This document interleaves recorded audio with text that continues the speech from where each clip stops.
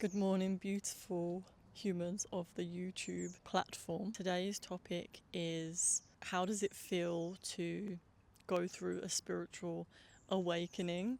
And I think it's important to note that everyone's experience is probably going to be very unique. And with that being said, there are also some themes that are likely to cross over in everyone's experience. And so in this video, I'm going to share with you 7 things that I think are likely to come up if you're going through a spiritual awakening. This has absolutely happened to me, and this is all from my own experience. Before we jump into this video, I just want to say thank you so much for your comments. I love chatting with you guys about these topics. They're so much fun. So if you do get any value from this video, please do put a little comment and also subscribe for future videos because it really does help my channel and I'm so grateful. Thank you. First thing that came to mind when I was thinking about this topic is that going through a spiritual awakening can very much feel like you are zooming out and looking at your experience from an outsider's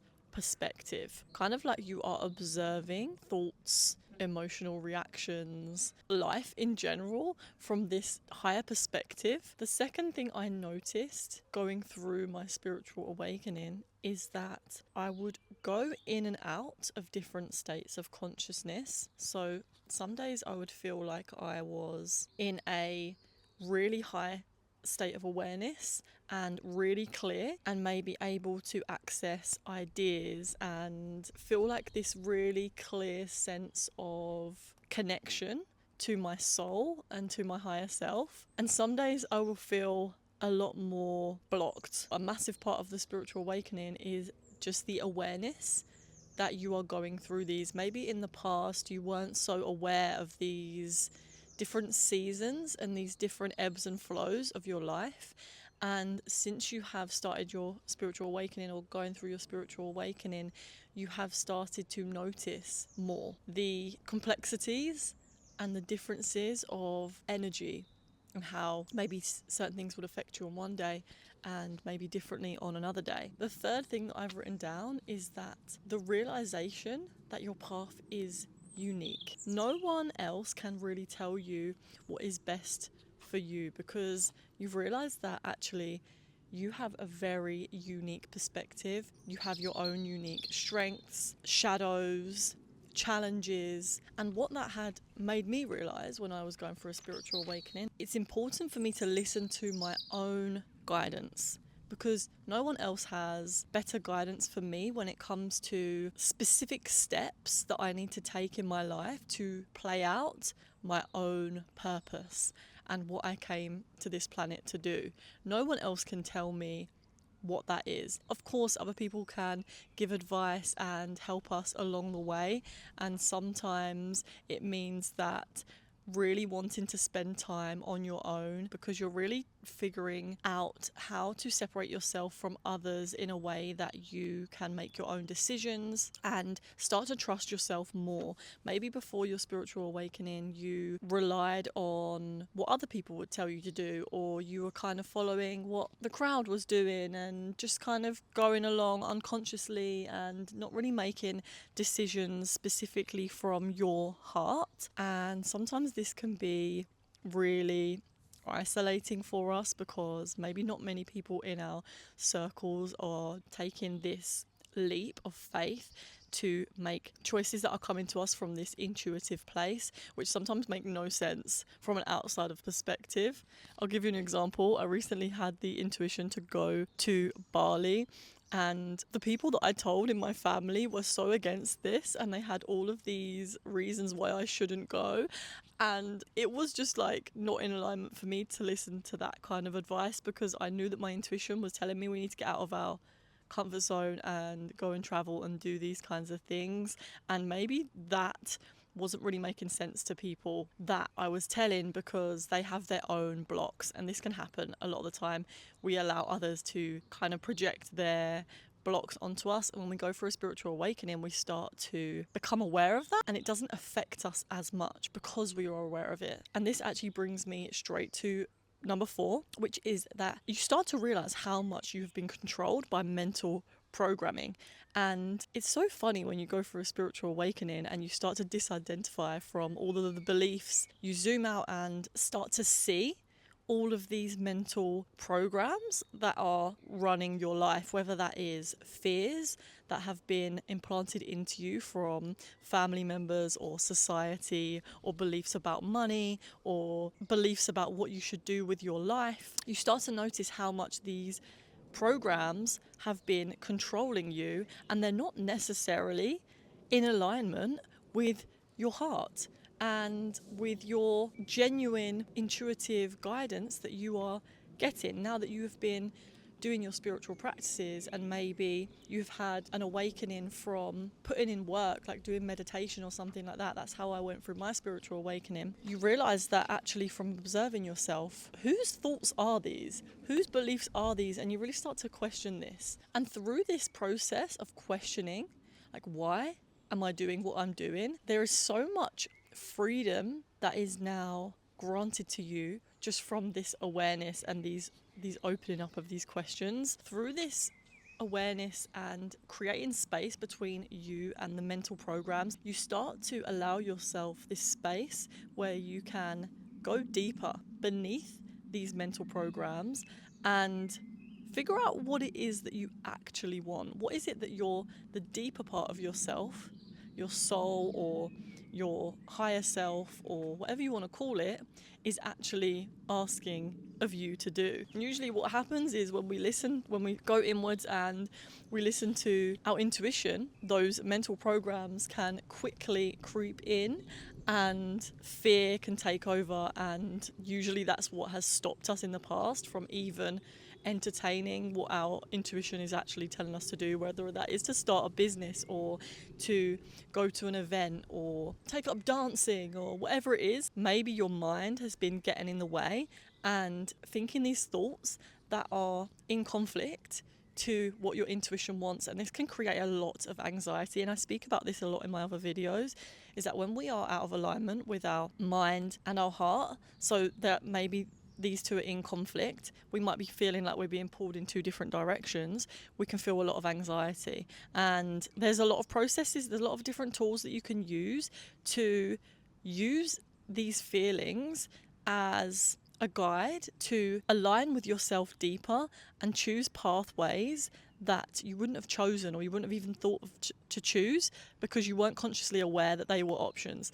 And if you want some help with this, some guidance with this, I do offer one-on-one sessions, so just click the link in the description and I would love to work with you and support you through these processes. Maybe you're finding it difficult to make a decision, or maybe you are feeling anxiety or feeling negative feelings that you don't know why they're there. I have a lot of tools and processes that I can help you that would be personalized to your journey and what you're currently going through, and then I can take you through them and help you to gain some clarity and confidence that whatever it is that you need to do is the right thing for you. Just click the link in the description. You can book in a free discovery call with me. So number 5, if you've noticed that you are really wondering, what is the purpose of all of this? Why am I here? I remember when I started going through my spiritual awakening, I started noticing this feeling of, what is this? I genuinely feel like I have just been plonked on this planet, and I look around and I'm like, this is so weird. What is this place?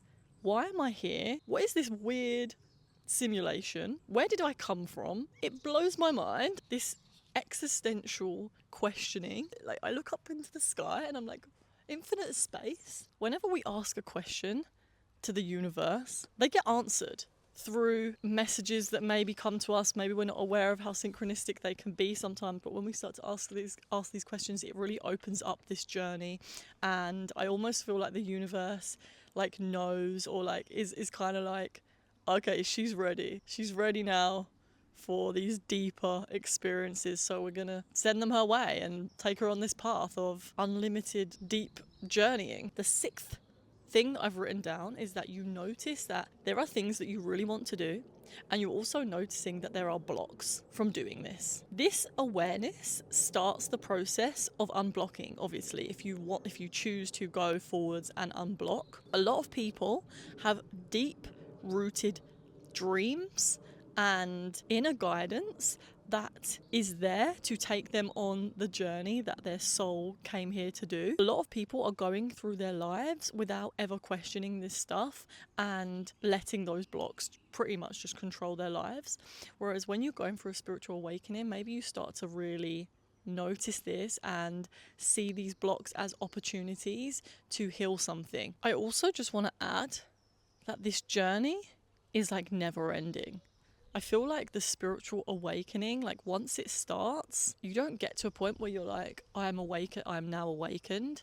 Okay, maybe you do feel like you're awakened to some point, but it's an awakening where you are continuously awakening out from this dream that your mind has created and coming back home to your deeper self. We will go in and out of states of consciousness, and a lot of the time these blocks are what propels us back, because these blocks will cause a lot of friction, a lot of resistance. And through this process of continuously unblocking and then finding new blocks, it's like a journey of going in and out and in and out to basically keep on clearing the path and keep on evolving, if that makes sense. Number 7, I've written down that you have become more aware of the principle of law and effect. There's a lot of other principles as well. I would recommend to learn about the Hermetic principles if you haven't already. There's a book called The Kabbalion, which explains the Hermetic principles in a really digestible way. I love that book. Caroline Mays, or Miss, says in her work is that God is law. So if you think about God or the universe as all these different laws, and when we learn these laws, we can work with them to our advantage and to the advantage of the planet. One of these laws is the law of cause and effect, and I don't know why, but I wrote this down, and I guess so I'm going to trust that it's an important point to make for this video. How much every little thing, not to like stress you out or to make you feel like pressure to do everything perfect, but being aware that everything that we choose has an effect. When you go through a spiritual awakening, you become more conscious to the actual array of options that there are in any given moment. When we are unconscious, we are just unconsciously taking actions without actually being aware of why we are doing them and what the potential effect could be. It may feel like when you're going through a spiritual awakening, like you've basically become aware of like how much other people affect you, how much literally just watching one video can affect how you speak. People don't realize how, when you're completely unconscious to what you're doing in your day-to-day life, how much they're affected by the things that they watch, the music that they listen to, the people that they are around. Just watch yourself, okay?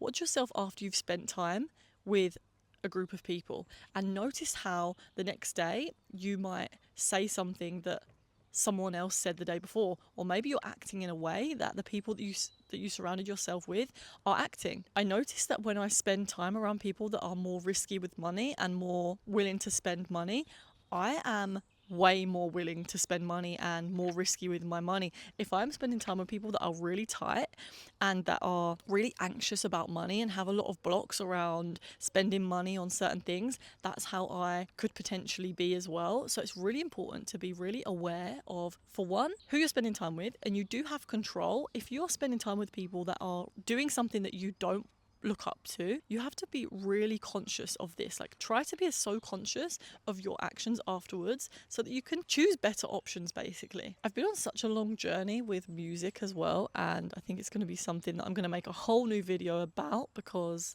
so interesting to me. But anyway, let me wrap this video up. If you did get any value from this video, please do leave a comment because it really does help my channel. And that is it for today's video, guys. Peace, namaste, have a beautiful day, and I'll see you in the next one. Toodles.